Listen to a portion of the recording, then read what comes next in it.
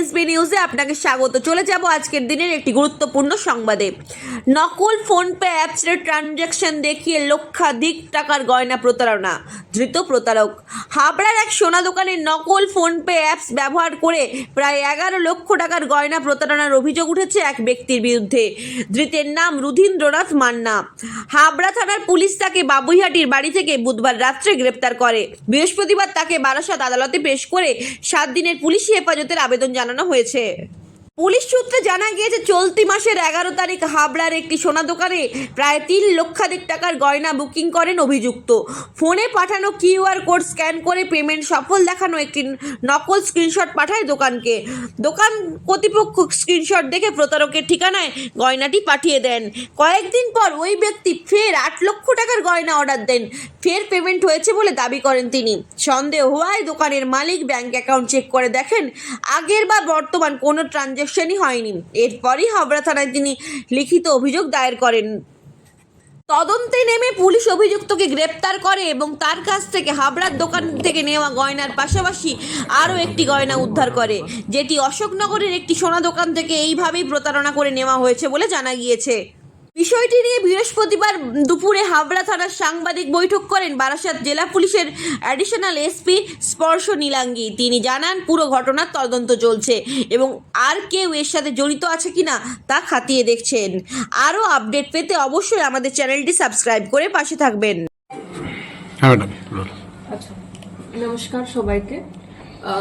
আপনার সবার সাথে আমরা হাবড়া, আমার বারাসাত পুলিশ জেলার হাবড়া থানার একটা ভালো কাজকে আজকে আমরা শেয়ার করছি। আমি আপনাকে জানাবো, গত 16 জুলাইতে আমাদের এখানে একটা কমপ্লেন্ট রিসিভ হয়েছিল দ্য নিউ পরিতোষ জুয়েলার্সের ওনারের তরফ থেকে। উনার সাথে একটা ঘটনা এরকম ঘটেছে কি গত 11 তারিখ, এই মাসের 11 তারিখ উনার কাছে অনলাইন একটা অর্ডার এসেছিল, একটা সোনার গয়নার অর্ডার, যেটাতে উনি অনলাইন মানে কাস্টমার যারা অর্ডার প্লেস করেছিলেন উনি অনলাইন পেমেন্ট করেছিলেন। অনলাইন পেমেন্ট করে ফোনপে পেমেন্টের স্ক্রিনশটটা উনি শেয়ার করেছিলেন দোকানের ওনারের সাথে। তো ওইটা দেখে ওনারটা দোকান ওনাকে মালটা ডিসপ্যাচ করে দিয়েছে।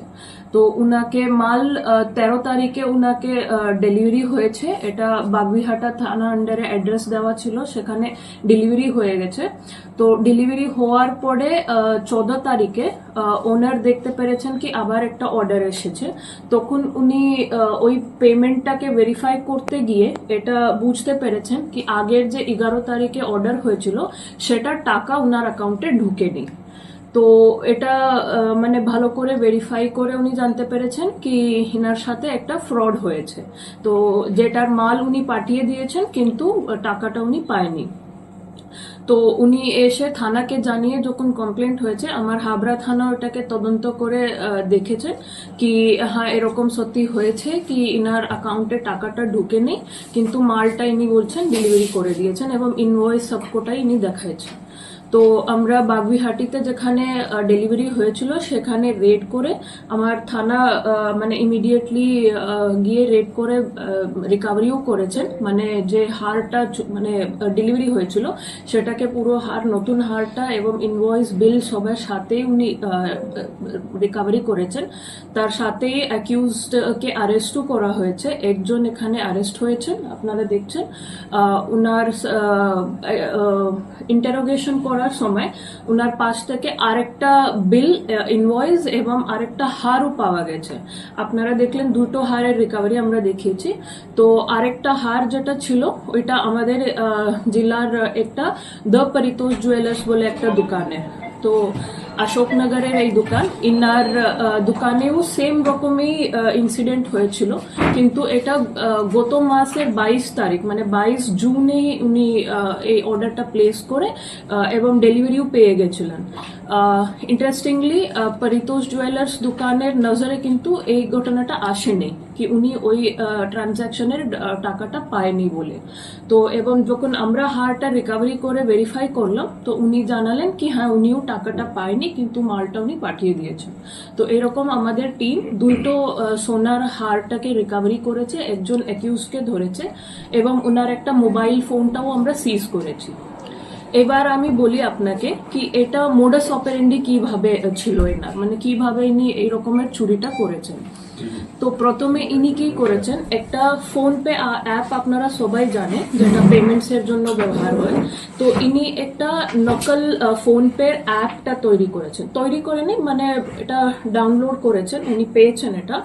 তো আপনাকে একবার দেখাচ্ছি, স্ক্রিনশট মাধ্যমে দেখাবো কি যদি আপনি দেখেন এইটা আপনার অরিজিনাল ফোন পে লোগো, কিন্তু ইনি ব্যবহার করছেন এই ফোন পে অ্যাপটা যেটা এটারই নকল। তো অ্যাকিউজডের মোবাইল ফোনে দেখা গেছে কি এই রকমের ফোন পে অ্যাপটা ইনি ব্যবহার করছেন। সেখানে গিয়ে উনি যে কোনো হি অ্যাকাউন্ট মানে যখন উনি অর্ডার প্লেস করে দোকানদার ইনাকে একটা কিউআর কোড পাঠায়, তো ওই কিউআর কোডকে উনি স্ক্যান করে যদি টাকাটা পেমেন্ট করে, মানে ওই অ্যাপ থ্রু হি পেমেন্ট, মানে এটা পুরোপুরি ফিকটিশিয়াস, মানে they don't actually make any payment, শুধু ওই কিউআর কোড স্ক্যান করে ওই সমস্ত ডিটেলসকেই দিয়ে উনি পেমেন্ট স্ক্রিনশটটা মানে বার করে ওই অ্যাপের মূলকে আপনি এটা দেখছেন। So this is the screenshot of the payment details, মানে এই রকমের একটা স্ক্রিনশট স্ক্রিন উনি তৈরি করে ট্রানজাকশনের সমস্ত ডিটেলস দিয়ে। তো এটা ফেক জেনারেট করে এটাকে উনি দোকানদারের সাথে শেয়ার করে দেয়।